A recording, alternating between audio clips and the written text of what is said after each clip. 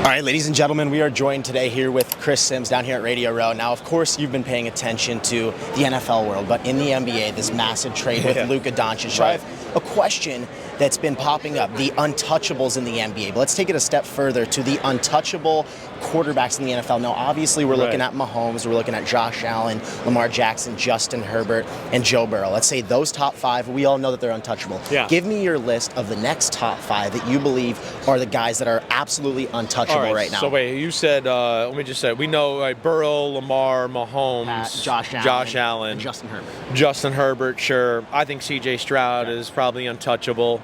Hold on, Jayden Daniels has become untouchable. So let's just throw that out there, right there.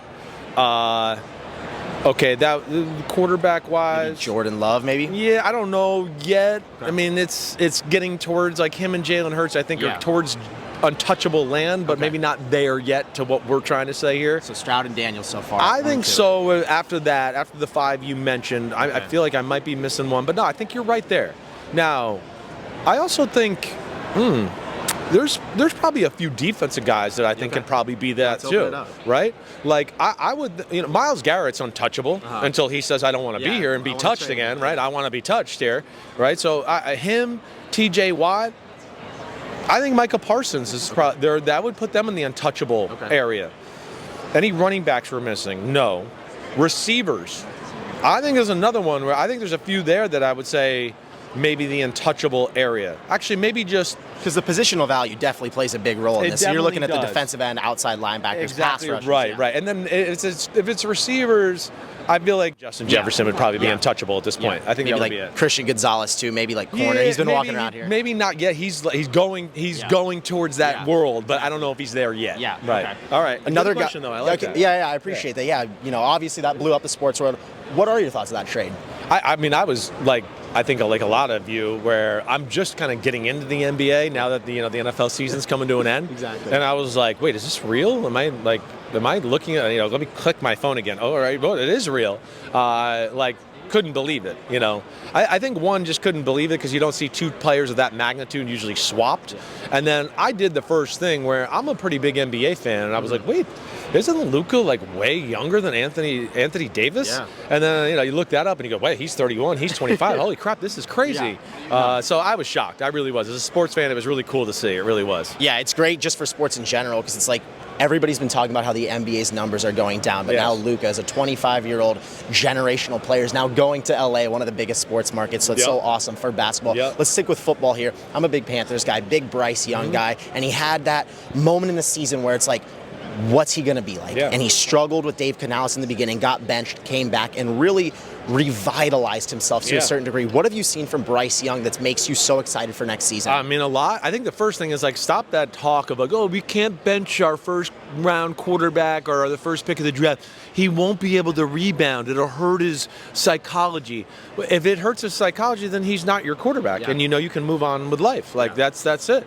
But that was huge for him to be able, I think, to just take that back seat, kind of just regain your composure. Sometimes as quarterbacks, we're very cerebral. You can overthink things. You can make the game harder. I got benched once in my life, and I went over there, and then I saw the guy come in, and he hit that receiver, and I was like, what was I making that so hard for? Just read the guy. It's a curl route, Chris. Come on, be better there, right? So you do lose your way in that way, and that time for him, I think, was huge, and he was phenomenal down the stretch.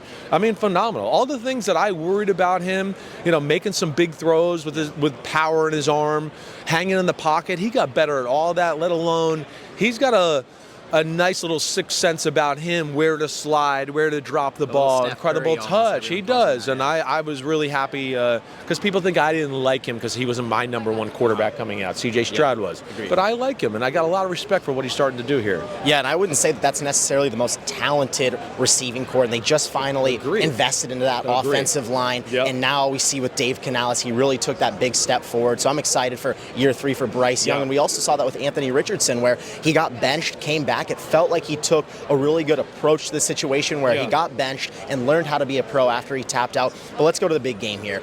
Of course, one of the massive narratives is this Patrick Mahomes, Tom Brady GOAT debate. And I know it's early. Everybody's talking about it.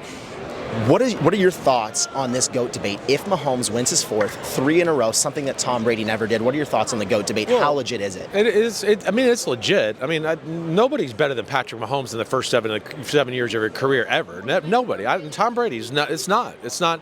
You just look at fourth quarter playoffs. Got to have it 1-score drives. Tom Brady's what, like 6 for 11?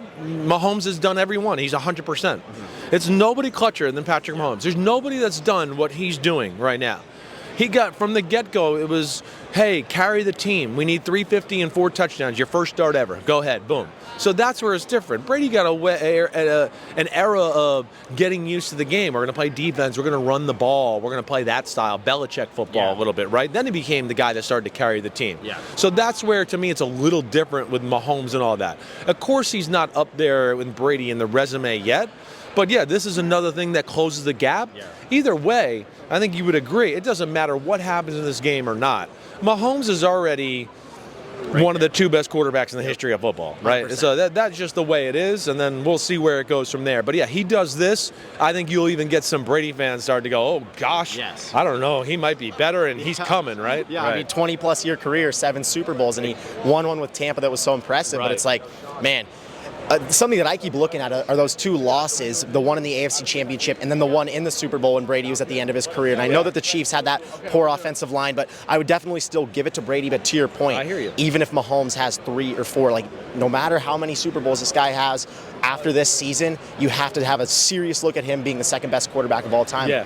Now it's prediction time. Yep. One of the main matchups that I'm looking at is, of course, and everybody's looking at it, Saquon Barkley running the ball in this super physical front for the Philadelphia Eagles. And James Cook and the Bills showed the ability to rush the football at a high level against Kansas City. What are your thoughts on this game? What are the big-time matchups that you're looking at, and who do you have winning it? Well, it's the brains versus bronze matchup. Like, the Eagles are the best team in football. That's not even debatable. The Eagles are one of the best teams in the last 20 years of football in general.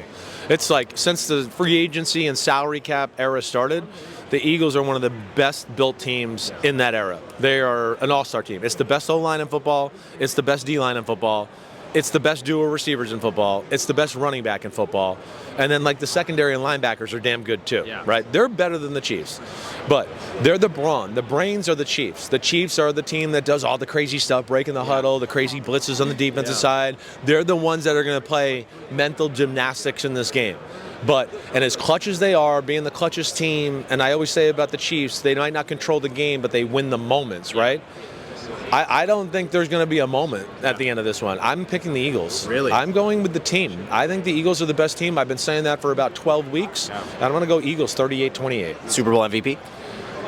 Saquon Barkley. All right, I know I said that was the last one. I have one more quick one for you. When you look at the running back position, because we're talking about Saquon Barkley, it seems like they've really had this emergence this year with Derrick Henry, with Saquon Barkley, with Joe Mixon. Kind of, it was thought of once you get out of that rookie contract, okay, we'll go the Isaiah Pacheco route, get a guy in the 7th round. Now you can pay the guys like Derrick Henry and Saquon Barkley, and it's been working at a really high level. Same thing with Joe Mixon.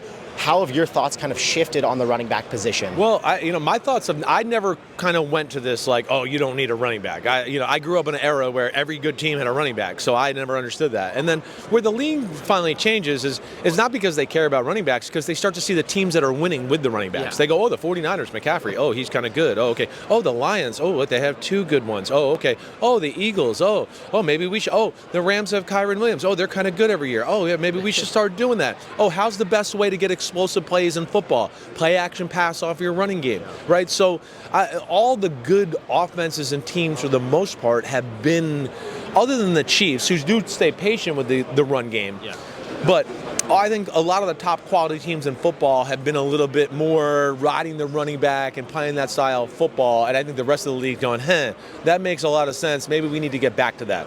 And yeah, these guys are capable of getting into that second contract. And I know we can running back by committee, but as you see, there's only a few special ones. And the special ones can truly change your team. And we're seeing that with the guy in green this year. Yeah, 100%. Chris, I really appreciate your time. Ladies and gentlemen, from Cayden's Corner, this has been Cayden Kubler and Chris Sims joining us today. Thank you very much, all right, man. Buddy. Have a good one. Yeah, good luck, all right? Thank you. I appreciate it, man.